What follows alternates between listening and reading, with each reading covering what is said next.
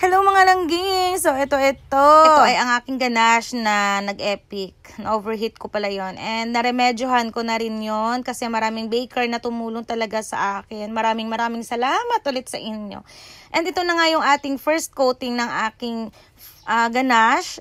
Tapos, nag-second coat talaga ako dito kasi sabi nga nila, pag may nakita ka pa daw yung parang may butas-butas na yan, ay i-coat mo pa ng i-coat hanggang sa maging smooth na siya. So, ito na ang aking na double coat na ganache and super kinis na niya and pwedeng na siyang dikitan ng ating fondant. Ang gamit ko pala ditong fondant ay kay Langga na na-mix ko rin sa kay Chef Emily Peralta na EMF fondant. Alam nyo, nagandahan talaga ako sa naging outcome ng full force ng EMF at kay Langga na fondant. And i-share ko nga din yung experience ko nang gumawa ako kahapon ng fondant. Imbis na ilagay ko yung cornstarch, yung nailagay ko cassava flour.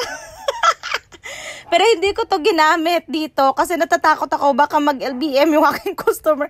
Hindi ko kasi alam kung pwede bang makain yung cassava flour kahit hindi niluluto. Unlike kasi kay cornstarch, yun talaga yung ginagamit pang fondant. Diyos ko naman, hindi ko talaga nabasa yung label ng plastic.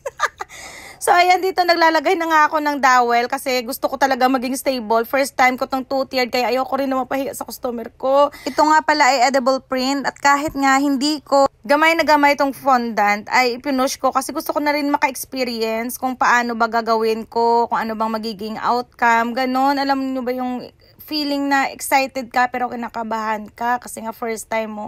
And hindi lang basta-basta 1 tier, 2 tier talaga yung pinush ko kagad. Diyos ko, hindi ako nagtanggap ng mga 1 tier nung nakaraan kasi natatakot pa ako. Pero pinush ko yung 2 tier. Mukhang pera talaga ako. Diyos ko po, sorry sa mga customer ko na natanggihan ko kasi natatakot pa ako noon. Pero ngayon, Diyos ko, kayang-kaya ako na. Charot!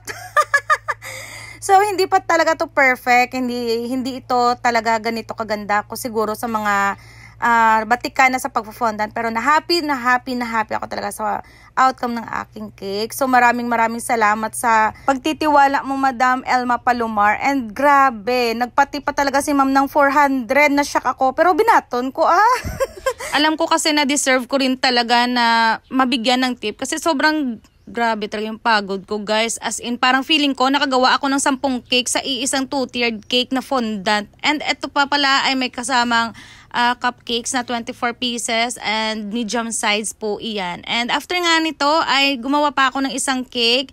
And ito pala ay frozen cake na si Elsa na naman ang ating highlight. Di ba? Gandang-ganda talaga ako kay Elsa dito. And gusto ko rin pasalamatin yung asawa ko dito sa sobrang busy ko. Siya na rin yung nag-edit, nag-print at nag-cut out nito mga toppers ko. Grabe talaga. So, ayun yung tip ko sa 2-tiered cake. Sa kanya rin napunta. Parang milalas ako ha. Parang nabudol ako. Thank you so much, Ma'am Jezebel, sa pag-order nito. And thank you so much, guys, sa laging panonood ng aking mga cake videos. Sana kung naaliw kayo, please i-follow niyo po ako sa mas marami pang cake videos and tips and ideas. Babush!